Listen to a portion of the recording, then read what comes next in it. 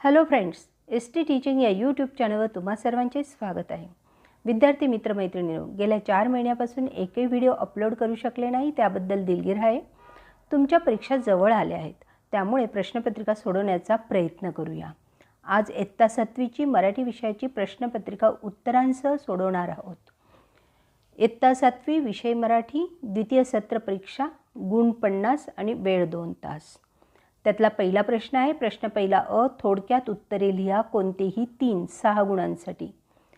पहिला प्रश्न, कोळिणीच्या घरट्याची वैशिष्ट्ये लिहा. उत्तर, कोळिणीचं घरटं जमिनीत जवळजवळ 1 फूट खोलीवर असते. तिचं घरटं न दिसणारे असते. त्याचं दार आणि अस्तर असं सारं काही रेशमाच्या धाग्यानं घट्ट विणलेले असते. दार इतके पक्के असते की त्याच्यात फट देखील दिसत नाही. अशा प्रकारे तुम्ही कोळिणीच्या घरट्याचं वैशिष्ट्य लिहायचे. पुढचं आहे, संकटातही कसे वागावे हे कवितेच्या आधारे स्पष्ट करा. उत्तर, संकटांना न घाबरता निर्भयपणे सामोरे जावे. त्यांना अत्तरासारखे छातीवर झेलावे.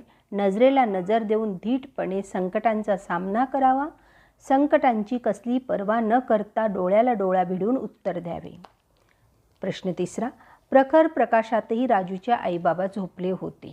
उत्तर, धोंड्यापासून निघणाऱ्या प्रकाश लहरी राजूच्या आईबाबांच्या मेंदूच्या लहरीशी जुळत होत्या. त्यामुळे प्रखर प्रकाशातही राजूचे आईबाबा झोपले होते.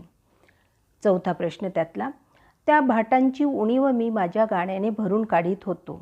उत्तर, पूर्वीच्या काळी राज दरबारात राजाचे मनोरंजन करण्यासाठी भाट असत. पक्षी ही सृष्टीचे भाट होत. पहाटे पक्ष्यांची किलबिल लेखकांना ऐकू आली नाही, म्हणून ते स्वतःच गाऊ लागले आणि पक्षीरूपी भाटांची उणीव स्वतःच्या गाण्याने भरून काढली. प्रश्न पहिला अ मधला ब प्रश्न आहे. पुढील वाक्प्रचारांचा अर्थ लिहा. 4 गुणांसाठी आहे. वाक्प्रचारांचे अर्थ लिहायचे आहेत. मी 5 दिलेले आहेत, त्यापैकी 4 लिहायचे आहेत.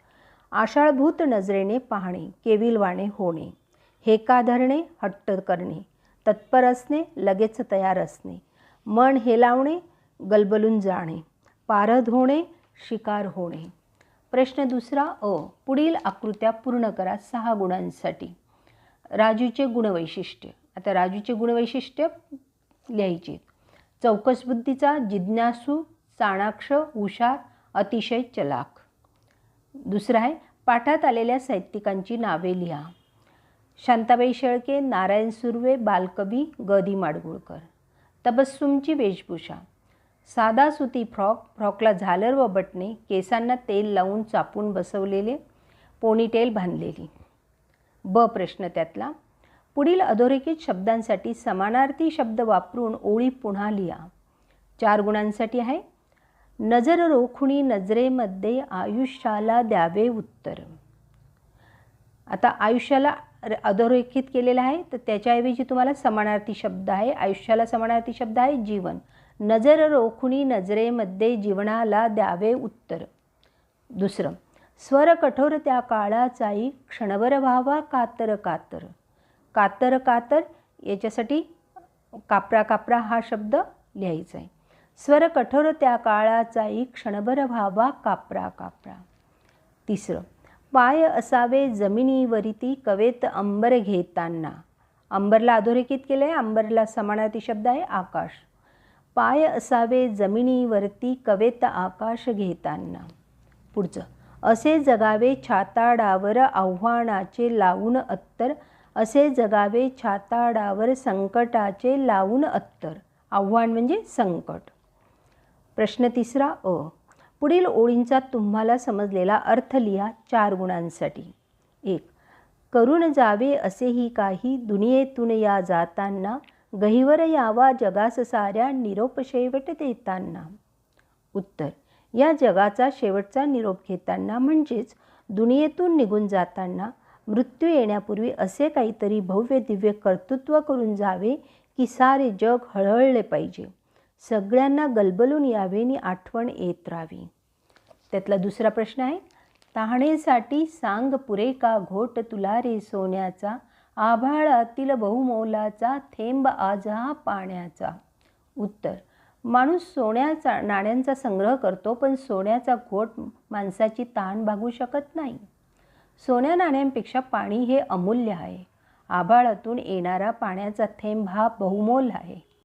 2 गुणांसाठी. भाजी, थेंब, काठ्या, पान, बातमी. भाजीचं वचन बदलायचं आहे. भाजी एक वचन आहे, त्याचं भाज्या. थेंब, थेंबचं एक वचन आणि अनेक वचन थेंबच असतं. काठ्या, काठी. काठ्या अनेक वचन आहे तर एक वचन लिहायचे काठी. पान, पाने. बातमी, बातम्या. क, विरुद्धार्थी शब्द लिहा. सधन, निर्धन. राग, प्रेम. निर्जीव, सजीव. कडक, कडकचे नरम किंवा सौम्य. फरक, साम्य. नवीन, जुने. 2 गुणांसाठी. ड, अचूक शब्द निवडून लिहा कोणतेही 2 गुणांसाठी आहे. विशिष्ट, विशिष्ट, विशिष्ट. यापैकी विशिष्ट हा शब्द बरोबर आहे. नैसर्गिक, नैसर्गिक, नैसर्गिक. याच्यातला नैसर्गिक बरोबर आहे. जीवसृष्टी, जीवसृष्टी, जीवसृष्टी, जीवसृष्टी हा शब्द बरोबर आहे. विद्यार्थी मित्रांनो, व्हिडिओची लांबी वाढून तुम्हाला बोर होईल म्हणून आज आपण फक्त 1 ते 3 प्रश्न अभ्यासले आहेत प्रश्नपत्रिकेतले. 4था आणि 5वा प्रश्न आपण पुढच्या व्हिडिओत अभ्यासणार आहोत. व्हिडिओला लाईक अँड शेअर करा. तसेच प्रथमच आला असाल तर सबस्क्राईब करायला विसरू नका. धन्यवाद.